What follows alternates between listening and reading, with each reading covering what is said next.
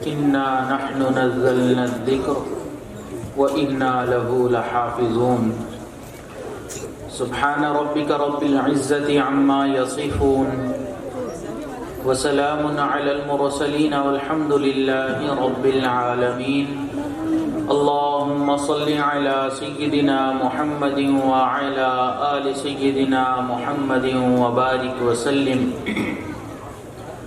اللهم صل على سيدنا محمد وعلى آل سيدنا محمد وبارك وسلم اللهم صل على سيدنا محمد وعلى آل سيدنا محمد وبارك وسلم۔ اللہ رب العزت نے قرآن مجید کو اپنے محبوب صلی اللہ علیہ وسلم پر نازل فرمایا۔ یہ قرآن مجید دستور حیات ہے، منشور حیات ہے، ضابطہ حیات ہے، بلکہ پوری انسانیت کے لیے آب حیات ہے۔ یہ وہ کتاب ہے جو راہ ہدایت ہے، یہ بھٹکے ہوئوں کو سیدھا رستہ دکھانے والی کتاب، گمراہ لوگوں کو ہدایت دینے والی کتاب، اندھیرے میں پڑے ہوئوں کو روشنی کی طرف لانے والی کتاب، قعر مذلت میں گرے ہوئوں کو اوج ثریا پر پہنچانے والی کتاب، اللہ سے پچھڑے ہوئوں کو اللہ سے ملانے والی کتاب ہے۔ جو انسان بھی اس قرآن مجید کے ساتھ اپنے آپ کو نکھی کر لیتا ہے، اپنی نسبت اس قرآن کے ساتھ جوڑ لیتا ہے، اللہ رب العزت اس کو عزتیں عطا فرماتے ہیں۔ آپ نے دیکھا ہوگا کہ ایک ہی بھٹے کے اندر ایک ہی وقت میں ایک ہی مٹی سے ایک ہی انسان کے ہاتھوں سے دو اینٹیں بنتی ہیں۔ ایک اینٹ وہاں سے نکل کر بیت الخلاء میں لگتی ہے اور دوسری اینٹ وہاں سے نکل کر بیت اللہ کے اندر لگتی ہے، تو ایک اینٹ پر ہم ننگا پاؤں رکھنا پسند نہیں کرتے، جبکہ دوسری اینٹ کے اوپر ہم اپنی پیشانی کو ٹکا رہے ہوتے ہیں۔ اس کی وجہ یہ ہے کہ اس اینٹ کی نسبت بیت اللہ یعنی کہ اللہ کے گھر کے ساتھ ہو گئی، اس نسبت نے اس اینٹ کی قدر و قیمت تبدیل کر کے رکھ دی۔ اسی طرح انسان جب اپنے آپ کو کتاب اللہ کے ساتھ نتھی کر لیتا ہے، اس نسبت کی برکت سے اللہ کے ہاں اس کا مقام بلند ہو جاتا ہے۔ آپ دیکھیں کہ گھر کے اندر کوئی گتا پڑا ہوا ہو جس کو بچے کبھی اٹھا کر اوپر رکھ دیں، کبھی نیچے، کبھی کہیں پڑا ہو اور کبھی کہیں پڑا ہو، کوئی قدر و قیمت نہیں، کوئی اہمیت نہیں، پھر گھر کا بڑا یہ سوچے کہ قرآن مجید کی جلد پرانی ہو گئی ہے، اس جلد کو میں تبدیل کر لوں، تو وہ اسی گتے کو لے کر پاک صاف کر کر قرآن مجید کی جلد بنا دے، تو علماء کرام فرماتے ہیں کہ اب قرآن مجید کی جلد بننے کے بعد اس گتے کی اتنی اہمیت ہو گئی کہ جہاں قرآن کو بغیر وضوحات لگانا جائز نہیں، اس گتے کو بھی بغیر وضوحات لگانا جائز نہیں۔ اگر ایک بے قدر و قیمت گتے کی اتنی قدر ہو گئی قرآن کے ساتھ جڑنے کے بعد، تو انسان اگر اپنے آپ کو قرآن کے ساتھ نتھی کر لے گا تو اللہ کے ہاں اس کا کیا مقام ہوگا۔ ایران کا ایک بادشاہ گزرا ہے، ایک مرتبہ اس سے ملاقات کے لیے ایک شخص آیا، دیہاتی آدمی تھا۔ باہر پولیس والے نے پوچھا کہ آپ کون ہو، کیوں آئے ہو؟ اس نے کہا کہ میں شاہ ایران کو ملنے کے لیے آیا ہوں، میری کوئی اہمیت نہیں، کوئی قدر نہیں، ایک عام معمولی آدمی ہوں، لیکن سوچا کہ اپنے بادشاہ سے ملاقات کر لوں۔ اس نے اندر پیغام بھیجا تو بادشاہ کے پاس وقت تھا، اس نے کہا کہ کوئی فریادی ہوگا اس کو بھیج دو، ملاقات کر لیتا ہوں۔ جب وہ شخص اندر آیا تو اس بادشاہ نے دوبارہ پوچھا کہ تم اپنا تعارف کرواؤ، تو وہ شخص کہنے لگا کہ بادشاہ سلامت، میں سید العرب ہوں، عربوں کا سردار ہوں۔ تو بادشاہ نے کہا کہ تمہارا تو پیغام ملا تھا کہ تم ایک عام معمولی آدمی ہو، دیہاتی آدمی ہو، اب تم کہتے ہو کہ تم عربوں کے سردار ہو، تو اس تبدیلی کی وجہ کیا ہے؟ اس نے کہا بادشاہ سلامت، بات بالکل یہی ہے کہ یہاں آنے سے قبل میں ایک عام معمولی دیہات کا رہنے والا انسان تھا، لیکن اس وقت میں شاہ ایران سے مخاطب ہوں۔ اس مخاطب ہونے کی وجہ سے مجھے یہ مقام ملا کہ میں اپنے آپ کو سید العرب سمجھتا ہوں۔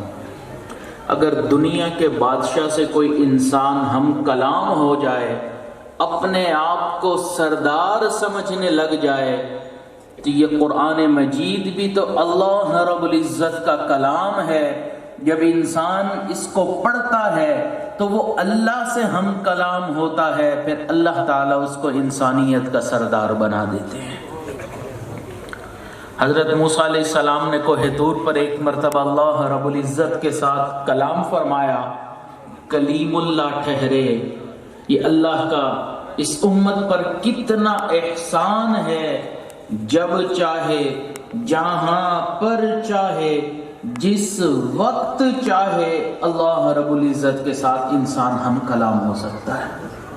یہ اللہ رب العزت کا کلام ہے اور انسانیت کے نام ہے۔ تو اس لیے یہ قرآن مجید عزتوں والی کتاب ہے، فضیلتوں والی کتاب ہے، یہ ہمیں عزتیں دینے کے لیے آئی ہے۔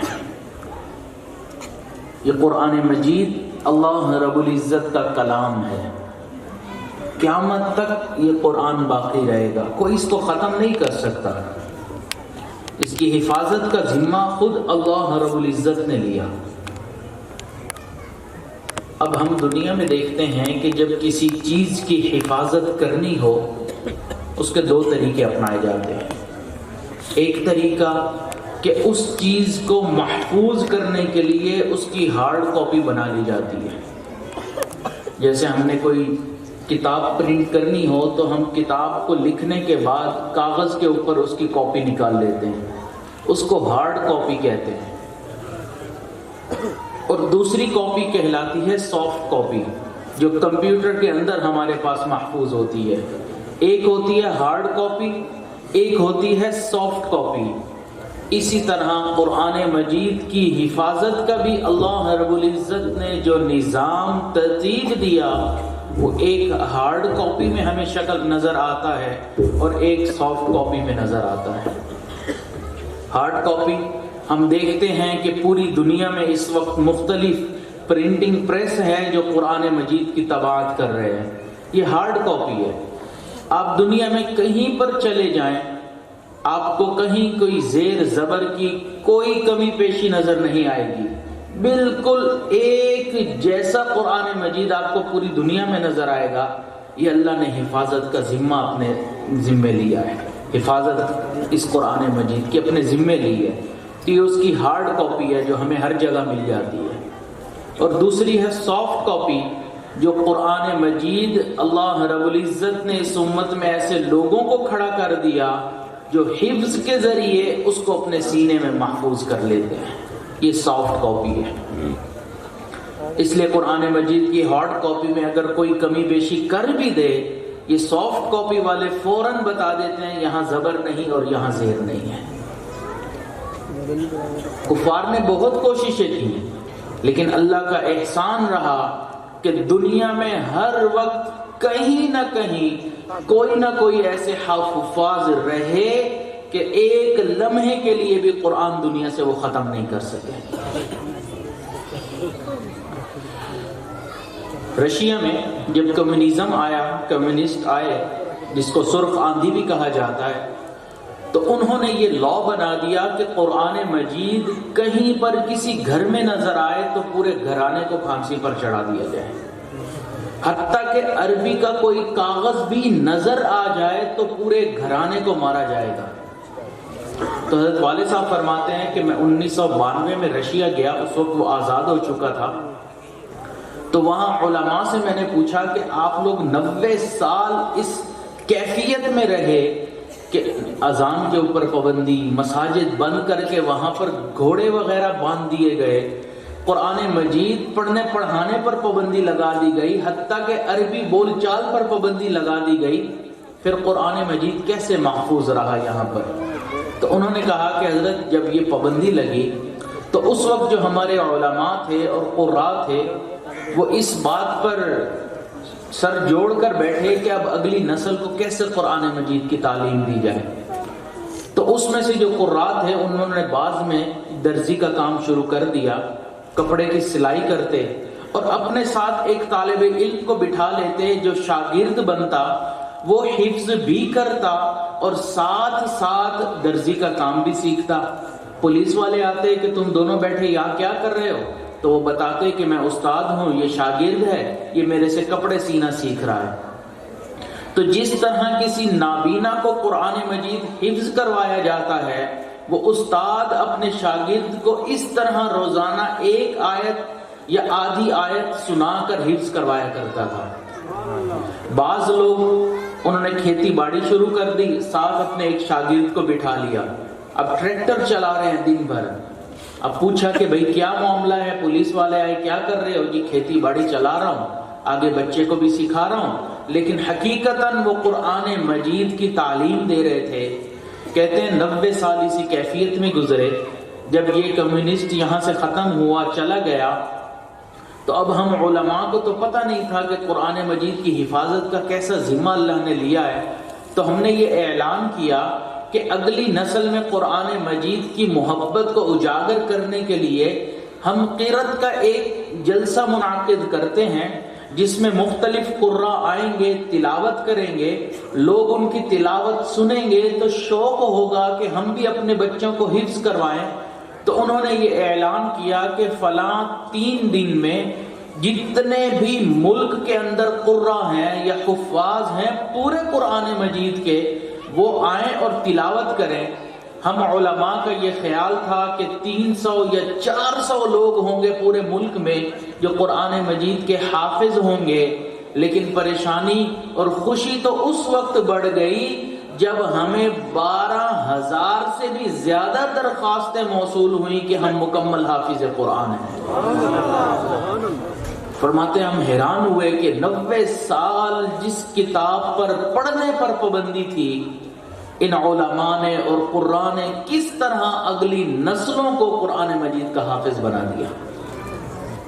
حضرت والد صاحب فرماتے ہیں ہمارے ایک دوست تھے، وہ بھی رشیا گئے تو اہل خانہ اپنے گھر لے گئے، رشین تھے۔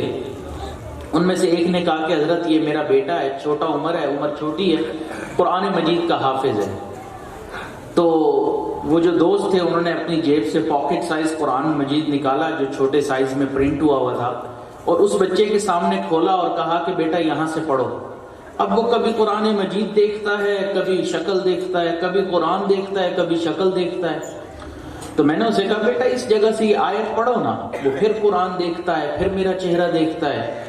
تو پھر میں نے اسے کہا کہ یہ دیکھو یا ایھا الذین آمنوا قوا انفسکم واہلیکم نارا، یہاں سے پڑھنا شروع کرو۔ جیسے ہی میں نے آیت تلاوت کی اس بچے نے فر پڑھنا شروع کر دیا، پڑھتا ہی چلا جا رہا، اب رکے نہ رکے، چلتا جا رہا ہے چلتا جا رہا ہے۔ پھر میں نے اسے کہا کہ اب بس کر دو۔ پھر میں نے اس کے والد کی طرف حیرانگی سے دیکھا اور کہا کہ میں اس کو کہہ رہا تھا یہاں سے پڑھو، اس کو پڑھنا نہیں آ رہا تھا، میں نے زبانی آیت تلاوت کر لی اور اس نے پڑھنا شروع کر دیا، یہ کیا ماجرا ہے؟ اس نے کہا کہ میرا بچہ حافظ قرآن تو ہے، پورا قرآن زبانی تو آپ کو سنا دے گا، لیکن اس نے اپنی زندگی میں کبھی قرآن نہیں دیکھا، اس کو دیکھ کر پڑھنا نہیں آتا۔ یہ سینہ بسینہ اللہ تعالیٰ نے استاد کے ذریعے اس کے سینے میں یہ قرآن مجید منتقل کیا ہے۔ تو یہ قرآن مجید کی سافٹ کاپی ہے۔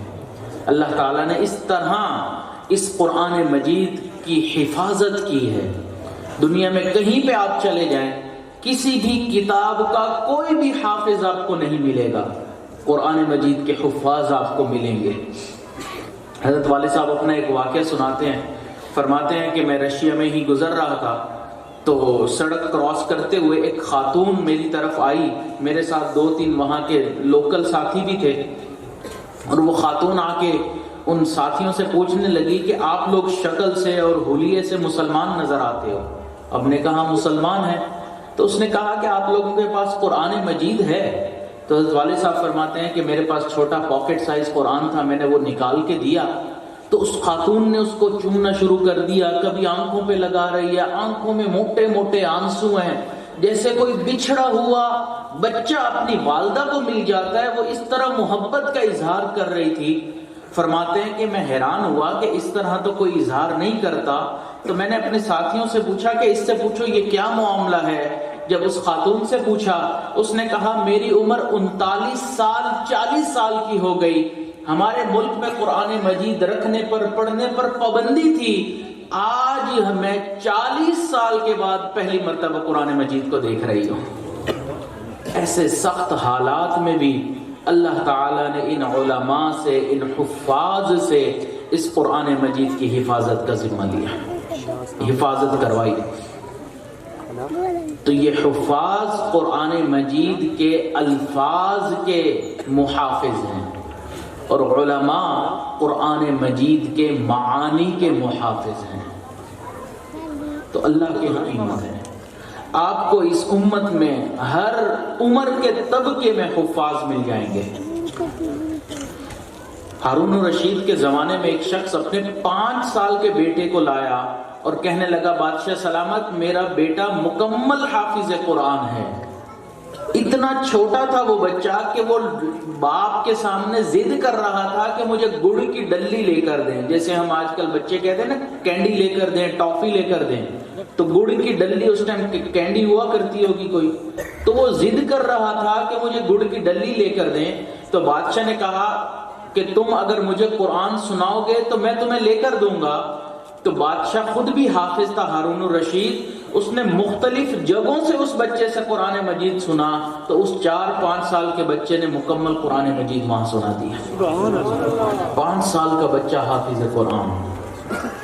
حضرت والد صاحب فرماتے ہیں کہ میں ایک حفظ کی تقریب میں گیا تو وہاں پہ بچوں کی دستار بندی ہوئی، تو ایک آدمی آیا جس کی دستار بندی ہوئی، اس کی داڑھی بھی سفید، اس کی بھویں بھی سفید، حتیٰ کہ اس کی پلکوں پہ بھی بال سفید نظر آئے. پتہ چلا کہ 90 سال کی عمر میں اس نے قرآن مجید یاد کر لیا ہے.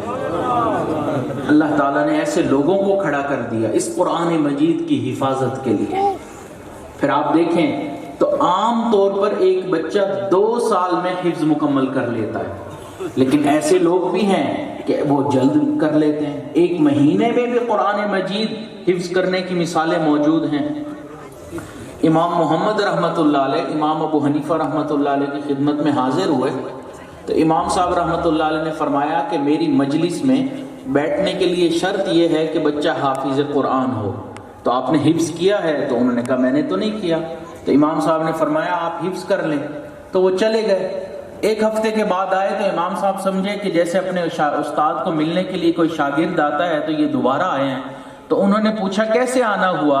تو امام محمد نے عرض کیا کہ حضرت میں نے 1 ہفتے میں مکمل قرآن مجید کو یاد کر لیا. ایسی مثالیں بھی موجود ہیں. ہشام ابن کلبی ایک عالم تھے، تو وہ کہنے لگے کہ اللہ تعالیٰ نے مجھ سے ایک ایسا کام لیا ہے جو کام کسی اور کے لیے کرنا ممکن نہیں. پوچھا کون سا کام؟ کہتے ہیں کہ ایک مرتبہ کچھ علماء بیٹھے تھے اور گفتگو کر رہے تھے کہ فلاں بڑا عالم ہے، فلاں زیادہ علم والا ہے. تو جب میرا نام آیا تو علماء نے کہا کہ وہ عالم تو ہے، حافظ نہیں ہے. تو یہ بات مجھے اچھی نہ لگی، تو میں نے قرآن مجید کو حفظ کرنا شروع کر دیا اور 3 دن میں مکمل قرآن مجید کو یاد کر لیا. تو اس امت میں ایسی مثالیں بھی موجود ہیں. تو یہ قرآن مجید کی خدائی فوج ہے جو اللہ تعالیٰ کی طرف سے اس قرآن مجید کی حفاظت کرتی ہے. دیکھیں جب بادشاہ کسی ملک کا بادشاہ بنتا ہے نا، اور وہ یہ کہتا ہے کہ اب اس ملک کی حفاظت میرے ذمے ہے، تو اب اس کا یہ مطلب نہیں ہوتا کہ جنگ ہوگی تو بادشاہ خود ہی بارڈر پہ جا کے لڑے گا. بادشاہ اپنی جگہ پر رہے گا، وہاں بیٹھے بیٹھے وہ ایک فوج تشکیل دے گا جو فوج بن کر اس کے ملک کی اور اس کے لوگوں کی حفاظت کرے گی. بادشاہ خود نہیں لڑتا، فوج اس کی طرف سے لڑا کرتی ہے. اس فوج کی ہار بادشاہ کی ہار ہوتی ہے، فوج کی جیت بادشاہ کی جیت کہلاتی ہے۔ اسی طرح اس قرآن مجید کی حفاظت کا ذمہ اللہ نے خود لیا ہے، اور اللہ تعالیٰ نے یہ حفاظ کی شکل میں ایک فوج تیار کر دی۔ اب قیامت کے دن تک اس فوج کو کوئی ختم نہیں کر سکتا۔ کوششیں ہوتی رہیں گی، لیکن کبھی بھی دنیا سے کوئی حافظ ایسا لمحہ نہیں آئے گا کہ دنیا میں کوئی حافظ ہی موجود نہ ہو۔ آج ہم رمضان المبارک میں دیکھیں، جگہیں کم پڑ جاتی ہیں، مساجد کم پڑ جاتی ہیں، حفاظ زیادہ ہیں، الحمدللہ۔ تو یہ اللہ تعالیٰ نے کیسی حفاظت کا ذمہ لیا ہے۔ تو اس لیے جب کوئی بچہ قرآن مجید کی حفاظت کر رہا ہو، اس کو یاد کر رہا ہو، تو ہمیں اس کا ساتھ دینا چاہیے۔ حدیث مبارکہ میں ہے کہ حافظ بچہ قیامت والے دن 10 لوگوں کی شفاعت کرے گا۔ عام طور پر ایک گھر کے اندر 10 افراد ہی ہوتے ہیں، والدین ہو گئے، 4-5 بچے ہو گئے، اگر دادا دادی اور یہ بھی ملا لیا جائے تو 8-10 بندے ایک گھر کے اندر موجود ہوتے ہیں۔ یعنی کہ ایک حافظ پورے گھرانے کو اپنے ساتھ جنت کے اندر لے کر جائے گا۔ اور عالم کے بارے میں فرمایا کہ 400 لوگوں کو اپنے ساتھ جنت میں لے کر جائے گا۔ اب 400 ایک فیملی جو کلوز فیملی ہوتی ہے، قریبی رشتہ دار ہوتے ہیں، ان کو اگر گنا جائے تو وہ تقریباً 350-400 کے قریب بنتے ہیں۔ یعنی کہ اگر ایک عالم ہوگا تو وہ پوری رشتہ داروں کو لے کر اپنے ساتھ جنت میں جا سکتا ہے۔ کتنی بڑی فضیلت ہے، جنت میں جانا کتنا آسان ہو گیا۔ لیکن اب اس کے اندر علماء نے ایک مسئلہ لکھا ہے، وہ یہ کہ جب کوئی بچہ حافظ بنتا ہے تو رشتہ داروں میں 2 طرح کی تقسیم ہوتی ہے۔ کچھ رشتہ دار جو اس کے حفظ کرنے کے مخالف ہوتے ہیں، کچھ رشتہ دار جو اس کا ساتھ دیتے ہیں۔ جو مخالف ہوتے ہیں کہ بھئی تم کیوں اس کو مولوی بنا رہے ہو، کیا ضرورت ہے مدرسے میں پڑھانے کی، کیا ضرورت ہے حفظ کروانے کی، کہاں سے کمائے گا، کہاں سے کھائے گا، یہ اس طرح کے تانے اور یہی دیتے رہتے ہیں۔ اور کچھ وہ ہوتے ہیں جو بچے کو کہتے ہیں کتنے سپارے ہو گئے، اچھا اتنے ہو گئے، بیٹا دل لگا کے پڑھنا، ہم تو دعائیں کرتے ہیں آپ کے لیے، تو وہ اس کو موٹیویٹ کرتے ہیں کہ آپ حفظ کریں۔ تو یہ 2 طرح کے رشتہ دار ہیں۔ علماء نے لکھا جو موٹیویٹ کرنے والے رشتہ دار ہیں، اس کو بڑھاوا دینے والے ہیں، آگے بڑھانے کے لیے ہیں، یہ ان کی تو مغفرت کرے گا، لیکن جو اس کے روڑے اڑکاتے تھے، راستے میں آتے تھے، ان کی مغفرت نہیں کرے گا۔ تو اس لیے کیوں اپنے آپ کا ہم خود ہی راستہ روک رہے ہیں؟ اگر کوئی بچہ حفظ کر رہا ہے تو ہم اس کا ساتھ دیں، اس کو دعائیں دیں کہ بیٹا ہم خود تو حافظ نہ بن سکے لیکن ہماری دعائیں آپ کے ساتھ ہیں۔ تو اس لیے خوش ہونا چاہیے کہ اللہ تعالیٰ نے اربوں کھربوں بندوں میں سے میرے بیٹے کو چن لیا کہ وہ قرآن مجید کا حافظ بن جائے۔ اربوں کھربوں بندے ہیں، صبح اٹھتے ہیں، اسکول کالج کی طرف جاتے ہیں، لیکن چند ہیں چنے ہوئے بندے جو مدرسے کی طرف آتے ہیں۔ ہر بندہ نہیں آ سکتا، عقل میں ہم سے زیادہ، پیسے میں ہم سے زیادہ، مال و دولت میں ہم سے زیادہ، عزت میں ہم سے زیادہ، لیکن مدرسے آ کر قرآن مجید یاد نہیں کر سکتے۔ اللہ کی طرف سے توفیق ہی نہیں ہوتی ہے۔ اس دنیا میں اللہ رب العزت نے ہر کسی کے سامنے کچھ نہ کچھ رکھ دیا۔ کسی کے سامنے اللہ تعالیٰ نے کپڑے کو رکھ دیا، وہ کپڑے کو کاٹتا ہے، سیتا ہے، ہم اس کو درزی کہتے ہیں۔ کسی کے سامنے اللہ تعالیٰ نے اینٹ اور گارے کو رکھ دیا، وہ گارا لگاتا ہے، اینٹ جوڑتا ہے، ہم اس کو میسن کہتے ہیں، مستری بولتے ہیں۔ کسی کے سامنے اللہ رب العزت نے لوہے کو رکھ دیا، وہ لوہے کو جوڑتا ہے، مروڑتا ہے، ہم اس کو لوہار بولتے ہیں۔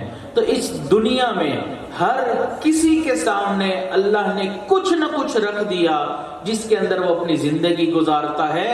یہ طلباء کتنے خوش نصیب ہیں کہ اللہ نے ان کے سامنے اپنے فرمان کو رکھ دیا کہ یہ میرا فرمان، صبح اٹھتے ہیں پڑھنا شروع کرتے ہیں، رات تک پڑھتے رہتے ہیں، اس کو یاد کرتے رہتے ہیں۔ یہ اللہ کے خوش نصیب بندے ہیں۔ تو اس لیے قرآن مجید قیامت تک رہے گا، اس کو کوئی ختم نہیں کر سکتا۔ اللہ نے اس کی حفاظت کا ذمہ لیا ہے۔ ایک آخری بات عرض کر کے بات مکمل کرتا ہوں۔ حضرت والد صاحب فرماتے ہیں کہ 1980s میں یا 90s میں امریکہ جاتا تھا تو وہاں پر ایک کونسل بنی جس میں انٹر فیتھ کونسل، جس کے اندر مختلف مذاہب کے لوگ شرکت کیا کرتے تھے۔ ان کا مقصد یہ تھا کہ مختلف مذہب کے لوگ اکٹھے ہوں گے، بات چیت ہوگی، ڈیبیٹ ہوگی، گفتگو ہوگی، تو کوئی نہ کوئی امن کا حل نکل آئے گا۔ تو فرماتے ہیں کہ میں وہاں گیا تو وہاں کے علماء میرے پاس آئے اور مجھے کہنے لگے کہ حضرت یہاں یہ ایک معاملہ ہوا ہے، تو ہر ہفتے مہینے بعد جب بھی وہ کال کرتے ہیں تو وہاں پر سب علماء، مذہب کے جو علماء ہوتے ہیں بڑے بڑے، ان کو اکٹھا کیا جاتا ہے۔ تو ایک مذہب کا ایک نمائندہ وہاں پر جاتا ہے، اسلام کا نمائندہ بن کر کوئی ایک آئے گا، ہندوازم کا ایک آئے گا، یہودیت کا ایک، نصرانیت کا ایک، سکھ جو ہیں ان کی طرف سے کوئی ایک نمائندہ، تو یہ سب اکٹھے ہوتے ہیں۔ تو وہ کہنے لگے کہ حضرت معاملہ یہ ہے کہ ہماری طرف سے بھی ایک عالم وہاں جایا کرتے تھے، لیکن وہ سب کے سب غیر مسلم ایک ہو جایا کرتے تھے اور مل کر اس عالم کو تنگ کیا کرتے تھے، اور ایسے سوالات پوچھتے تھے کہ جن کا جواب دینا مشکل ہوتا۔ اب ان کو پتا تھا کہ یہ عالم ہیں، دنیاوی تعلیم پڑھے ہوئی نہیں ہے، تو سائنس کی تحقیق اس کے سامنے رکھتے ہیں کہ بھئی سائنس یہ کہتی ہے، قرآن یہ کہتا ہے، اسلام یہ کہتا ہے، اب تم کیا جواب دیتے ہو؟ اب اس کو تو پتہ نہیں تھا، تو حضرت اس نے بھی انکار کر دیا کہ اب میں نے وہاں نہیں جانا، وہ بہت زیادہ تنگ کرتے ہیں۔ تو ہم نے پھر ایک ایسا عالم کو ڈھونڈا جو دنیا کا بھی پڑھے ہوئے تھے، پی ایچ ڈی ڈاکٹر بھی تھے اور انہوں نے عالم بھی تھے۔ تو ہم نے کہا چلو دین اور دنیا دونوں پڑھے ہوئے ہیں تو یہ وہاں پر جائیں گے تو ایک اسلام کا نمائندہ بن کے جب وہاں گفتگو کریں گے تو اچھا تاثر پڑے گا۔ کہتے ہیں ہوا یہ کہ وہ پھر ایک ہو گئے۔ اب انہوں نے دیکھا کہ یہ عالم بھی ہے، دنیا کا پڑھا لکھا بھی ہے، تو انہوں نے نہ سائنس کا سوال کیا نہ دین اسلام کا سوال کیا، انہوں نے روحانیت کے اوپر سوال پوچھنا شروع کر دیے کہ روحانیت کیا ہوتی ہے، تصوف کیا ہوتی ہے۔ اب ان کو تصوف کا آتا پتہ نہیں تھا۔ فرماتے ہیں پچھلے ہفتے انہوں نے تو میں نے اپنا نام احمد لکھوایا تاکہ ان کفار کے منہ سے میرے محبوب کا نام تو نکلے گا۔ تو کہتے ہیں ایک دن جب میں کانفرنس ہال میں داخل ہوا تو وہ جو یہودی تھا وہ کہنے لگا mister Ahmed you always come with respective look, آپ ہمیشہ ایک باعزت لک کے ساتھ اس کانفرنس کے اندر داخل ہوتے ہیں۔ کہتے ہیں میں سمجھ گیا کہ یہ یہودی سوچتا ہوگا کہ امامہ تو ہمارے نبی پہنا کرتے تھے حضرت موسیٰ علیہ السلام، ہم نے تو وہ سنت چھوڑ دی، انہوں نے اپنا لی مسلمانوں نے۔ ہاتھ میں عصا، ہمارے نبی کے عصا کا تذکرہ تو قرآن مجید میں حضرت موسیٰ علیہ السلام کا، انہوں نے وہ چھوڑ دیا، مسلمانوں نے عصا پکڑ لیا، تو شاید وہ یہ سوچتا ہوگا۔ کہتے ہیں پھر ایک دن بیٹھے تھے تو گفتگو ہوئی کہ اگلی جو کانفرنس ہوگی، اگلی جو میٹنگ ہوگی، اس کا ایجنڈا کیا ہوگا۔ ہر کوئی اپنے اپنے مشورے دے رہا تھا، تو میں نے یہ مشورہ دیا کہ ہم اگلی دفعہ جو بھی ایجنڈا رکھیں اس میں ورڈ آف گاڈ، جس کے پاس بھی جو بھی کتاب ہے اللہ کی طرف سے نازل ہوئی، ہر مذہب کے پاس کوئی نہ کوئی کتاب تو ہوتی ہے جس کو وہ کہتے ہیں کہ یہ ہمارے اللہ کی طرف سے ہے یا گاڈ کی طرف سے ہے، تو ورڈ آف گاڈ کی تلاوت کی جائے گی۔ کہتے ہیں جو سیکرٹری تھے ان کو یہ بہت پسند آیا، لہٰذا یہ مشورہ طے ہو گیا۔ جب اگلی کانفرنس ہوئی تو سب سے پہلے وہاں پر عیسائی کھڑا ہوا، اور عیسائی کھڑا ہوا اسپیکر پہ، اس نے کھڑے ہوتے ہی ایک واز پڑھنا شروع کر دیا حضرت عیسیٰ علیہ السلام کا، جس کو وہ پہاڑی کا واز کہتے ہیں، کہ حضرت عیسیٰ علیہ السلام نے فرمایا ہے کہ اگر تمہارے ایک گال پر کوئی تھپڑ مارے تو دوسرا گال بھی آگے کر دو، یعنی کہ آگے سے اخلاق دو، کوئی لڑائی جھگڑا نہ کرو۔ اس پر وہ بڑا فخر کرتے ہیں کہ دیکھو ہمارے نبی کی کتنی اچھی تعلیمات ہیں۔ کہتے ہیں جب اس نے یہ پڑھنا شروع کر دیا تو میں نے ہاتھ کھڑا کیا، حضرت والد صاحب فرماتے ہیں تو سیکرٹری نے پوچھا مسٹر احمد آپ نے کچھ کہنا ہے؟ تو میں نے کہا بالکل کہنا ہے۔ وہ یہ کہ ہم نے یہ طے کیا تھا کہ ورڈ آف گاڈ کی تلاوت کی جائے گی۔ تو میں نے پوچھنا یہ تھا کہ یہ جو عیسائی ہیں، یہ جو یہاں پر کھڑے ہو کے انجیل کی تلاوت کر رہے ہیں اور انگلش میں کر رہے ہیں، تو انجیل انگلش میں نازل ہوئی تھی، یہ ترجمہ ہو سکتا ہے، تفسیر ہو سکتی ہے، لیکن ورڈ آف گاڈ تو نہیں ہو سکتا، خدا کے الفاظ تو نہیں ہو سکتے۔ کہتے ہیں جیسے یہ بات میں نے کی تو پورے ہال کے اندر ایک سناٹا طاری ہو گیا۔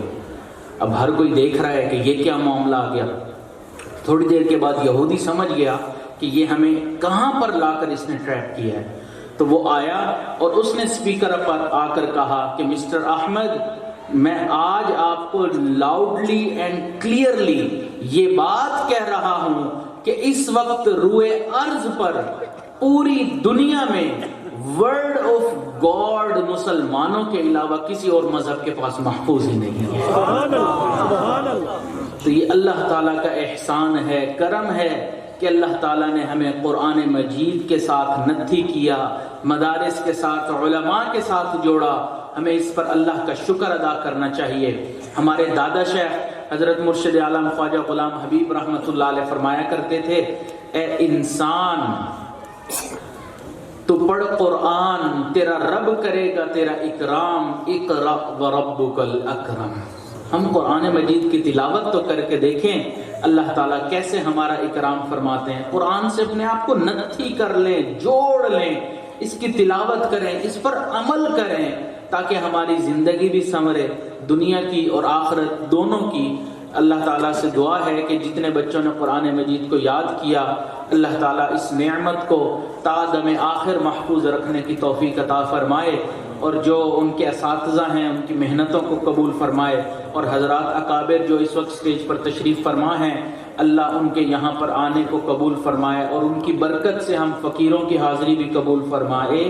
وآخر دعوانا ان الحمد للہ رب العالمین۔ سبحان ربی الاعلی الوہاب۔ اللہم صل علی سیدنا محمد وعلی آل سیدنا محمد وبارک وسلم۔ ربنا آتنا فی الدنیا حسنۃ وفی الآخرۃ حسنۃ وقنا عذاب النار۔ ربنا لا تزغ قلوبنا بعد إذ هديتنا وهب لنا من لدنك رحمة إنك أنت الوهاب۔ اللہ ہم سب کے صغیرہ کبیرہ گناہوں کو معاف فرما، اللہ ہماری خطاؤں سے درگزر فرما، ہمارے عیبوں کی پردہ پوشی فرما، اللہ اپنے عشق کی آتش ہمارے سینوں میں پیدا فرما، ہمارے انگ انگ روئیں روئیں سے اپنے ذکر کو جاری فرما، ہڈی ہڈی بوٹی بوٹی میں اپنی یاد کو پیدا فرما۔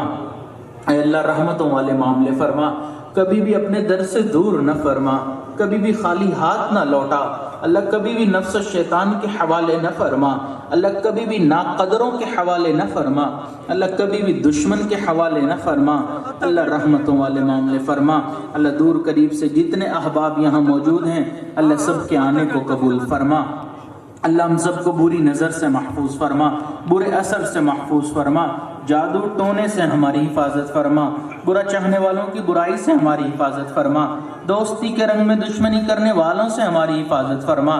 اللہ جن گھروں میں جوان بچے بچیاں موجود ہیں اللہ ان کے مستقبل کو روشن فرما، والدین کے لیے فرض ادا کرنے آسان فرما۔ اللہ جو اولاد نرینہ کے طلبگار ہیں ان کو نیک صالح متقی اولاد نرینہ عطا فرما، اللہ جو بیمار ہیں اللہ ان کو شفائے کاملہ عاجلہ مستمرہ عطا فرما، اللہ ہمارے عزیز و اقارب مشائخ جو فوت ہو گئے اللہ ان کی مغفرت فرما، جن کی آپ نے مغفرت کر دی اللہ ان کو قرب کے اعلیٰ ترین درجات عطا فرما، اللہ اس ادارے کو دن دگنی رات چوگنی ترقی نصیب فرما، اللہ اس کے فیض کو عالم کے کونے کونے تک پہنچا، اللہ معاونین کو اپنے محبین بندوں میں شامل فرما، اللہ اس ادارے کی جو بھی ضروریات ہیں اپنے غیبی خزانوں سے پورا فرما، اساتذہ کی محنتوں کو قبول فرما، اللہ جتنے بھی حضرات یہاں موجود ہیں سب کی دلی نیک مرادوں کو پورا فرما، اللہ ہم نے جو مانگا عطا فرما، جو مانگنا چاہیے تھا نہیں مانگ سکے آپ جانتے ہیں اللہ ہمیں وہ بھی عطا فرما، اللہ آپ کے محبوب صلی اللہ علیہ وسلم جتنے آپ کے انبیاء اور نیک لوگ آئے انہوں نے جو خیریں مانگی اللہ وہ سب خیریں ہمیں بھی عطا فرما، اللہ انہوں نے جن شرور سے پناہ مانگی اللہ ہمیں بھی پناہ عطا فرما، اللہ ہر سال اپنے گھر کا دیدار عطا فرما، اللہ حج کرنے کی توفیق نصیب فرما، اللہ اپنے محبوب کے در کی حاضری نصیب فرما، اللہ ہمارے اس پیارے ملک پاکستان کی حفاظت فرما، اللہ رحم و کرم والے فیصلے فرما، اللہ ہماری ان دعاؤں کو اپنی رحمت سے قبول فرما۔ ربنا تقبل منا انك انت السميع العليم وتب علينا انك انت التواب الرحيم وصلى الله تعالى على خير خلقه سيدنا محمد وعلى اله واصحابه اجمعين برحمتك يا ارحم الراحمين۔ الله اكبر الله اكبر الله اكبر